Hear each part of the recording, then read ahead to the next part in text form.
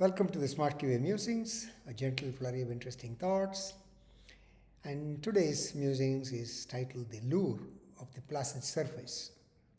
And it's going to be an interesting musing as a two-person conversation. So let me start with the word placid. Just hold it for a moment before we go anywhere. Placid, okay? It sounds harmless. That's exactly the problem.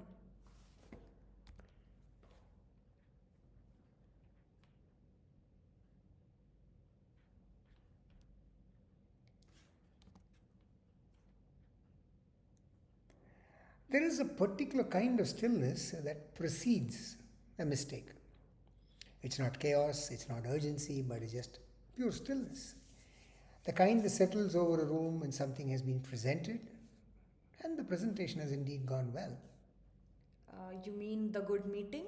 Yes, a good meeting, a requirement that arrived, clearly worded, the estimate given with confidence, the explanation that was smooth, the coherent, complete, and we accept and we move on. And that's where there is always somewhere to move on to. And what is wrong with moving on? Well, really nothing, and also everything. That moment just before we move on, I think is one of the most consequential moments in the work, and I think we almost never notice it. But we accept it because it makes sense to accept, right? The thing was presented, it looked right. We accept because the surface is placid. Remember the word placid? And placid things do not demand interrogation, they just invite rest. That sounds like a flaw, like we are being lazy. No, that's what I want to resist. Not because you were careless, not because we're incompetent. The placid surface is doing something very deliberate. It's presenting itself, as remember what we talked about? Complete. And we respond to it, what is presented. And that's not laziness. That is being human in a system that moves.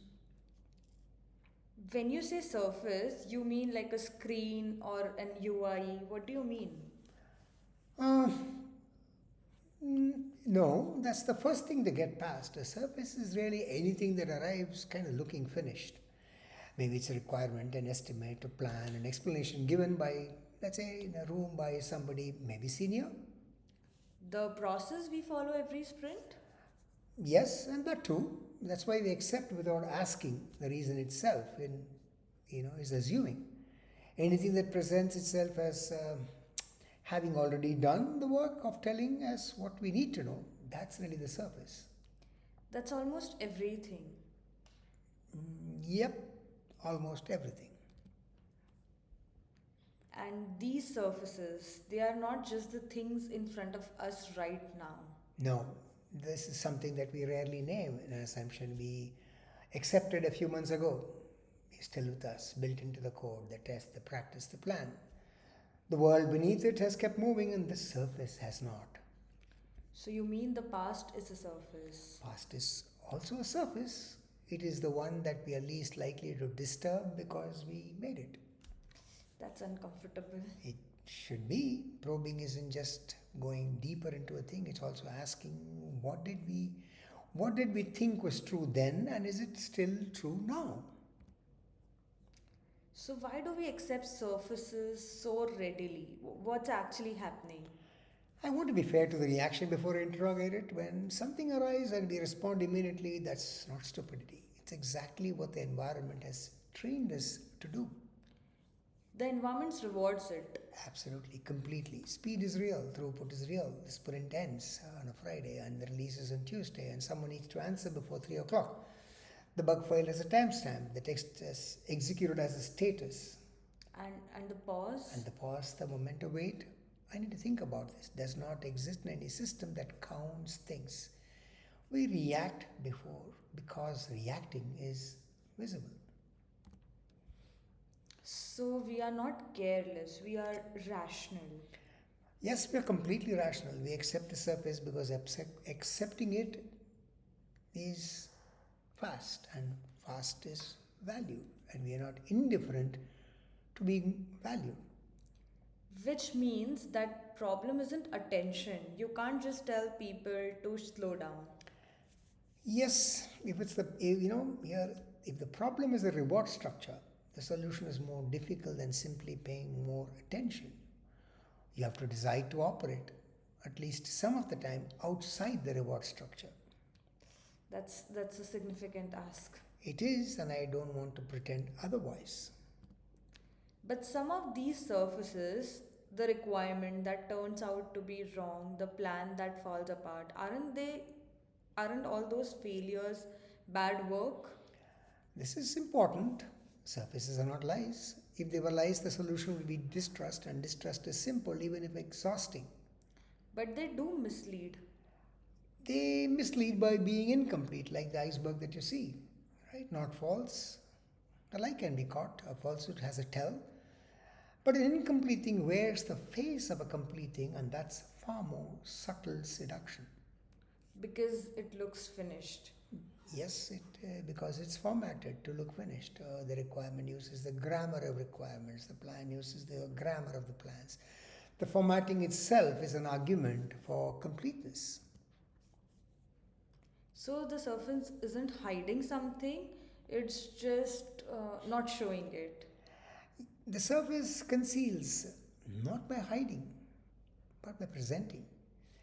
It shows you enough that you do not feel the need to look further. And what's beneath is absent, not withheld. Exactly. Absent because the surface can only be as large as its maker's awareness. And no one's awareness is complete, not even the person who built the surface. Which means we can't blame them. We can't blame them. The probe doesn't indict, it asks, what could they not see from where they stood?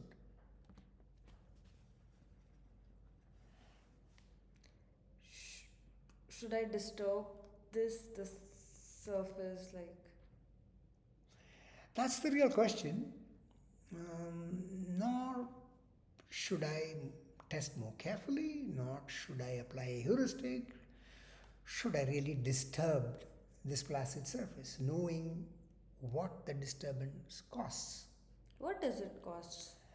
Well, if I question the requirement in the meeting slows. If I ask what the estimate assumes, the person who gave it may feel doubted. If I pause before the plan and say, wait, what does this assume about the capacity in week 4? I'm introducing friction into a system that was moving smoothly. And the room notices. The room always notices, not with the hostility, sometimes just with mild impatience. A look, a slight change in tone, a sense that we're ready to move on and you've asked us to stay. Small changes, but they accumulate. We feel them, we remember them. So we learn not to ask. We learn the cost of asking and we wait every time. And the organization won't reward you for what you find beneath. Well, the system that counts outputs has no field for pause before accepting, no field for asking the question that was not being asked. So the tension between the craft and the organization It doesn't resolve. ever? I don't think it resolves. I think you live it. Some days more comfortably than the others. It just doesn't go away. That's not very satisfying answer. No, it's an honest one. So how do you change? How does someone become a prober? You cannot decide to probe. That's the first thing. You have to become someone who cannot help it. That sounds like something you either are or you aren't. No, it's something you become, but not through training in the conventional sense, not through a heuristic or a checklist. The prior orientation, the stance that you bring before any tool or method is not taught directly. It is cultivated. How? Well, through the accumulated weight of what happened when you didn't look beneath. The requirement you accepted meant something different. The estimate that held no room for what actually happened. The plan that fell apart at exactly the point when no one questioned. Those memories reflected upon are the real teacher. So experience is the curriculum. Experience reflected on. Experience alone isn't enough. You have to sit through with what it is telling you. But there must be something practical, something a person can do tomorrow morning. The pause. That's it. That's the beginning of it. Not a technique, a genuine beat of time between receiving and responding, a breath, a moment in which you ask yourself, what is this assuming? What is not there? What should I know? What should I need to know before I accepted this? And that's enough. The pause is not a probe, but without it, probing never begins. You're already moving on. One question in that beat. Just one. What is this not showing me? Let me try to describe what you feel when you go down. What do you find? Things, I call them sightings because they're always not certain. Sometimes you glimpse something and it turns out to be a shadow. But sometimes it is the thing itself. The thing, the surface was not showing? Not because anyone chose to hide it, because surfaces can only be as large as the awareness of the person who made them, So the maker's blind spot becomes our blind spot. until somebody goes beneath. Walk me through what you find beneath the requirement. Well, the assumption so foundational that no one named it because they couldn't imagine it not holding. Beneath the estimate? Well, the optimism of a person trying to describe a future they can't fully see. The number is real. So is that the number? So is that what the number could not include? Beneath the plan? The world it assumed could stay still. Plans are frozen futures released into a world that keeps on moving. Beneath the explanation? The frame that was chosen by someone who almost certainly didn't know they were choosing. Beneath the issue report? Well, the hypothesis inside the title, the button does not work on mobile, which state, what preceded the tab. The title shapes every response to it before anyone has asked what was assumed. Beneath the feature? The user had imagined the feature that worked perfectly for the person no one checked with. None of that hidden by design? No, hidden by the horizon of awareness that made it. And then there's what we ourselves have made. This is the one people resist most because it implicates them directly. The ceremony that runs smoothly and is never questioned. The habit that is automatic, the move made without deciding. The click of the happy path, because that's what we always do. Because that's what was next and the past. Every prior decision is a surface. The test written 6 months ago carries a model of the system as we understood it then. The world beneath has moved. The surface has not. And we are still standing on it. Questioning our prior acceptance requires a particular kind of courage, isn't it? The kind that says, I accepted this then and I may have been right too, but maybe it's no longer valid. That's the hardest one. Yes, because we made it. So, what does it mean to actually disturb the placid? Testing is a relationship with really depth. It's not a relationship with the surface. The surface is where you start, not where you stay. But so much of what we call testing stays at the surface. True that, execution without probing is checking. It verifies the expected, and verifying the expected is useful, but it will not find the thing beneath. Only probing does. And that's a state, the flow, in which probing becomes natural. Not flow as a productivity concept, flow as a genuine immersion. When you're truly inside the problem, the social calculation disappears. The question of whether this looks productive does not arise. You're not watching yourself from the outside? The surface, remember, is where you just entered. The depth is where you are. Can AI help to go beneath? Yes, and I want to be careful here because the answer is yes, genuinely, not technically. Give AI a requirement and ask it what is this assuming? What user is this imagining? It'll answer without hesitation, without social cost, without status to protect it. The probe too costly to make in the meeting. Can be made in private with AI before you walk in, and that's a real help. But It cannot feel the cost of disturbing the surface. It cannot judge how far to go. It will generate questions indefinitely. The practitioner has to decide when enough beneath has been reached. and if we just accept what AI surfaces, Well, we made another new surface, the AI surface, smooth, apparently complete, presenting as findings as sufficient. and we know what happens when we accept the surface. Yes, we do. So the Placid always hides something. Always, not sometimes, not usually, always. Every requirement, every estimate, every plan, every explanation beneath each one is something that the surface is not showing. This is not pessimism, it is the structural condition of surfaces. Which means the probing never really ends. The probing mind really doesn't switch off. It finds stillness suspicious rather than reassuring. It receives a clean requirement, the smooth explanation, the passing test, and thinks, what is this not showing me? Can that mind be developed, or do you either have it or you don't?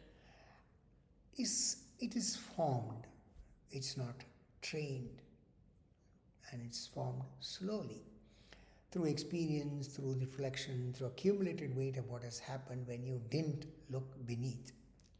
So you're telling it takes time. Well, it takes honesty mostly about what you missed and why. Before any of this, before the technique, the heuristic, the AI, there is a prior question. Yes, am I here to execute or am I here to understand? Most people would say both. Most people would be right that both are needed, but they are not the same thing. Executing means the surface is your interface, understanding means the surface is your starting point. And in the moment, you have to know which one you are doing. Yes, because the practitioner who knows they're executing and chooses it deliberately is different from the practitioner who thinks they're understanding while the surface accepts them. The second one is most of us, most of the time. Yes, most of us, most of the time.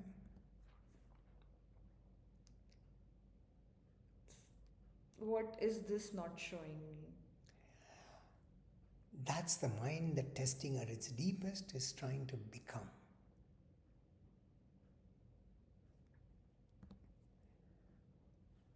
Thank you, Emily. Thank you. Thank you, sir. And thank you. Have a great weekend.